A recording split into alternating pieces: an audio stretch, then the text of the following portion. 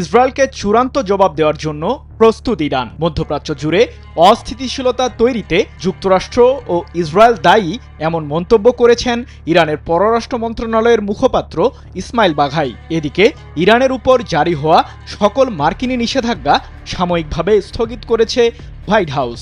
যুক্তরাষ্ট্রের সাথে পারমাণবিক ইস্যুতে ইরানের চুক্তির সম্ভাবনার মধ্যেই এমন পদক্ষেপ নিল ওয়াশিংটন। মার্কিন প্রেসিডেন্ট হিসেবে ডোনাল্ড ট্রাম্প দায়িত্ব নিয়েই ইরানকে ঘিরে কয়েক দফায় নিষেধাজ্ঞা আরোপ করেন। মূলত বিশ্ববাজারে জ্বালানি তেল রপ্তানি করে পারমাণবিক ও ক্ষেপণাস্ত্র কর্মসূচি এগিয়ে নিচ্ছে তেহরান, এমন দাবি হোয়াইট হাউসের। তাই দেশটির জ্বালানি তেল রপ্তানিতে লাগাম টানতেই নিষেধাজ্ঞাগুলো আরোপ করেন ট্রাম্প। সেই সাথে পারমাণবিক ইস্যুতে সমঝোতায় যেতে আলোচনায় বসতে ইরানকে আহ্বানও জানায় হোয়াইট হাউস।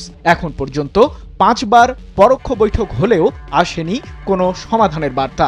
এমন পরিস্থিতিতে যুক্তরাষ্ট্রের জারি করা নিষেধাজ্ঞাগুলোকে নিয়ে প্রশ্ন তোলে তেহরান। মার্কিনী অর্থনৈতিক চাপের মধ্যে আলোচনা চালিয়ে যাওয়ার প্রতি অনাগ্রহ দেখায় ইরান। যুক্তরাষ্ট্রের নিষেধাজ্ঞাকে ঘিরে ইরানের সমালোচনার মধ্যেই এবার নিষেধাজ্ঞা সাময়িকভাবে প্রত্যাহারের ঘোষণা দিল হোয়াইট হাউস। এ বিষয়ে একটি নির্দেশনাও জারি করেছেন হোয়াইট হাউসের প্রেস সেক্রেটারি ক্যারোলিন লিভিট। তবে এ বিষয়ে কোনো তথ্য জানে না ইরানের পররাষ্ট্র মন্ত্রণালয়। 2রা জুন এক প্রতিবেদনে বিষয়টি নিশ্চিত করেছে লন্ডন ভিত্তিক সংবাদ মাধ্যম ইরান ইন্টারন্যাশনাল।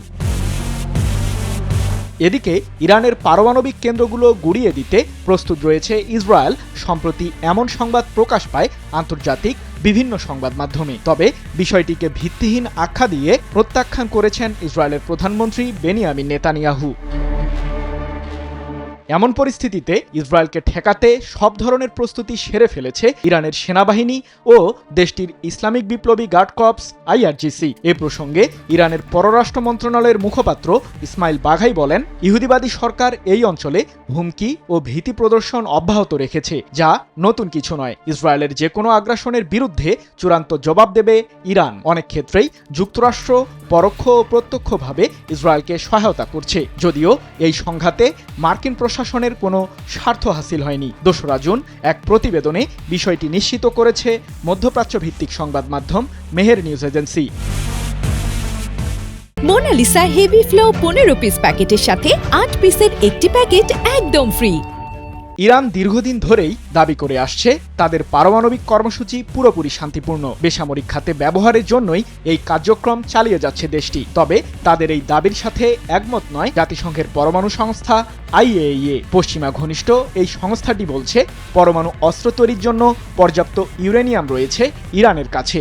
একটি অপারমাণবিক রাষ্ট্র হিসেবে ইরানের কাছে এত পরিমাণে পরিশুদ্ধ ইউরেনিয়াম থাকতে পারে না বলেও দাবি IAEA এর। সৃজন মাহমুদ, নিউজ 24।